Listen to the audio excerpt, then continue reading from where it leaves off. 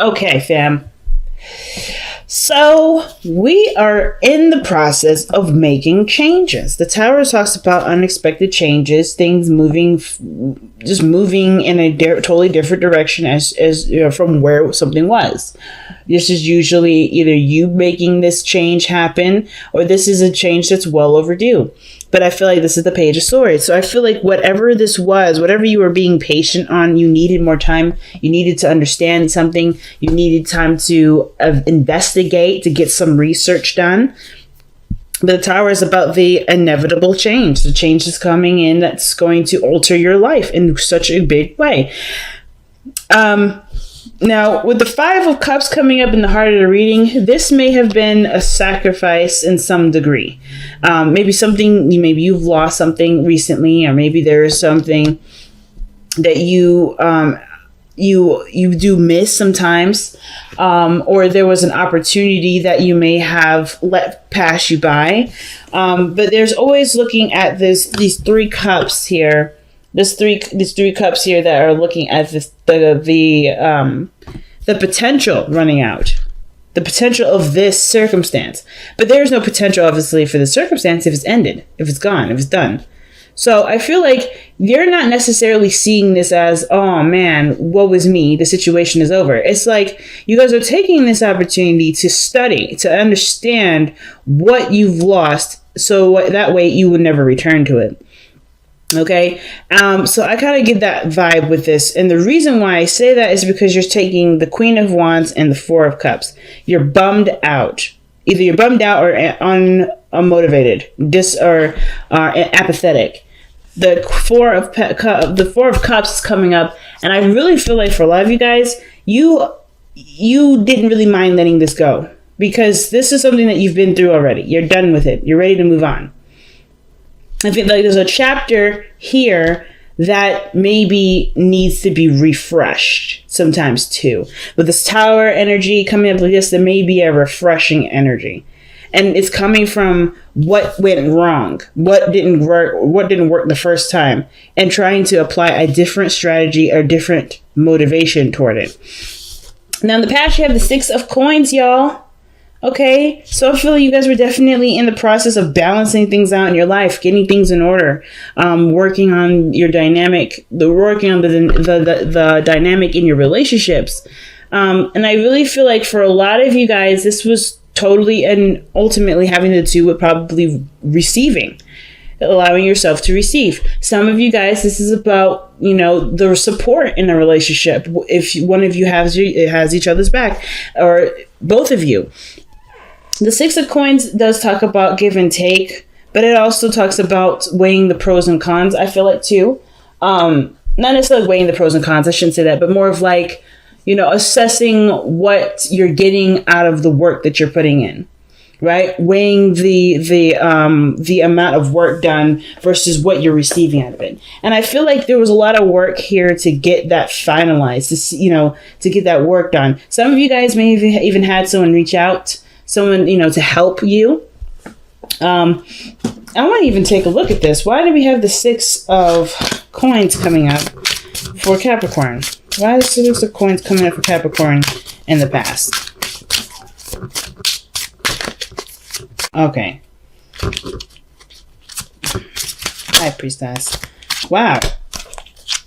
So it's interesting. That's interesting. So the High Priestess and the Five of Cups is coming up mainly because you already know it has to do with what you've lost in the past, or what is no longer here in the past. It could be that maybe you've distanced yourself from your friends, or maybe your friends distance themselves with you, or maybe they're just not a part of the scene at this moment. There could be some people, or there could be some sort of support that it wasn't there, and that was what you were trying to reestablish. But it's not the same. I think whatever you've tried to work on or try to balance out, it's proven to be a little bit annoying to deal with. I feel like either annoying or just you've kind of feel emotionally stuck with it. You don't really know what to do with it. So let's see why is the Four of Cups coming up with this? Like, you've been extremely thorough, showing that you're willing to work with the person.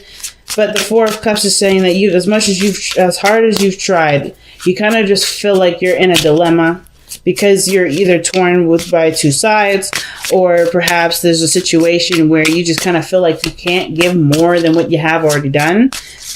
If maybe there's an area where there's something missing with this individual, with how you interact with this person, and it's just not working out.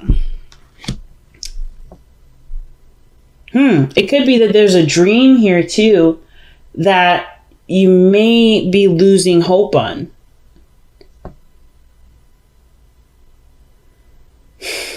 Some of you guys may be losing hope in some area, especially in your love life. Maybe this is about, someone that you're waiting to hear from, or maybe you're kind of waiting to get some sort of information back. Or perhaps there is something around you at this time that you don't maybe see. And it has a lot to do with the Five of Cups. Maybe there's a lot of emphasis of what's not there, what you've already done, what was unsuccessful, the failure of a situation, or a situation coming to some sort of collapse. I kind of get this vibe that the Tower also talks about a situation where something has already changed and already altered the course of your life, and you're kind of feeling stuck like, wow, what am I going to do with this? Because the Six of Coins here shows that there was there was a need for something to be balanced, or things were in a state of balance. And it was because you had lost something similar to this before. The High Priestess tells me that there was something that you may have perceived, that you already kind of sensed coming in. But you knew you had to be patient. You knew you had to be open. You knew you had to wait. And what came through may have felt like something fell out of, something just ended. Something just stopped working. Something might have happened where, you just decided that, hey, this is not worth the time and effort for it right now. Or not necessarily that this isn't worth it, but I feel like, either you lost something precious to you. Like this, the fact that the Five of Cups is coming up twice, is raising a lot of alarm bells for me. I don't know if the emphasis is that you're dwelling on what's lost, but more of like trying to understand what you did, or how that situation went wrong, so that way you can better prepare yourself for what you want to create. I feel like there was either space made for you to do something different and start fresh, or perhaps this situation, this dream, is an old one, and you can no longer figure out how to move forward with this because it's not necessarily inspiring you. The Star is an old... I feel like the fact that the Star is coming up is telling me this is an old dream. And now this dream is starting to kind of dull. It started to look dull. But I kind of also feel like, too, the situation, the solution to it is something that you're not looking at. It perhaps may be right in front of you with the Star card. But the fact that your intention is focused a lot on what you've already done, how that circumstance already kind of showed itself to manifest, perhaps you're just kind of feeling stuck, like, well, if this doesn't work out, how am I supposed to make this work? Well, the Star energy is a healing energy as well as an inspiring energy. It's about striving for new aspirations, going toward a new point in your life, going after new dreams, going after a new life, totally, or totally changing your perspective on what you want to go for, what your new goals are. This is the break. This is the opportunity to take action based off of breaking free from the Tower. Right? The Star is always after the Tower here. And I feel like this is the opportunity to utilize this newfound world that you found yourself in. And I feel like for you, Capricorn, you're probably hitting a bit of a dilemma at this moment because you're trying to be very practical right now. You're not connecting with that part of yourself that does require you to tap into your emotions, that which has to do with that, which has a great impact on creativity, with passion. There may be just like something is possibly sucking you dry, or the situation is quite demanding and you can't allow yourself to be emotional at this time, or you feel like you can't. But the exact opposite is happening. They're asking you to have fun, to enjoy. I feel like whatever you've been working on, whatever you've been trying to get right, it's not necessarily looking as exciting. And I feel like why the Page of Wands is coming up right here is to remind you that you're doing this for a specific reason. Because you are a creative person. You are someone that deserves fun. You are someone that enjoys some fire in their life. And I feel like what's missing and what you can't put your finger on is exactly that. It has nothing to do with practical. It has nothing to do with looking at your finances. And I don't think some of you guys may already know this. Some of you guys already know that what is going on isn't the fact that it's money, and you guys know this. It's the fact that you're not feeling. And there needs to be an opportunity, or you are going to need to make an opportunity to change that. Especially if things are dull and they're not necessarily motivating you. Some of you guys may not be feeling motivated. Some of you guys may be feeling motivated.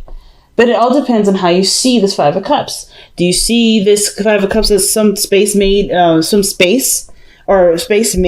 go ahead and achieve some dreams that you had? Maybe this was something, or maybe there was a certain dream that you've put on the side. You feel like you missed that opportunity to go for it, and now you're emotionally stuck because that's the only dream that you've got. The Queen of Pentacles can indicate there's someone around you right now that can help you get to where you want to be, but you have to trust them too. There's an element of trust that does come with it, but I don't think this person has any issues with trust, any issues with helping you out.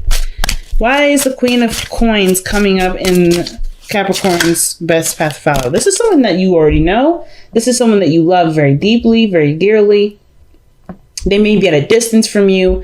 This can indicate a Gemini energy, but this can also just talk about this person that you are connected to. This could be a soulmate of some sort. Ultimately, though, I kind of get the vibe that the Queen of Pentacles and the Lovers rather may be just a business partnership, the perfect business partnership, the perfect person to go into business with. The Queen of Pentacles is the person you want to go into business with. She will have your back. She's organized. She's on time. She puts all of her effort into something that she sees as great value.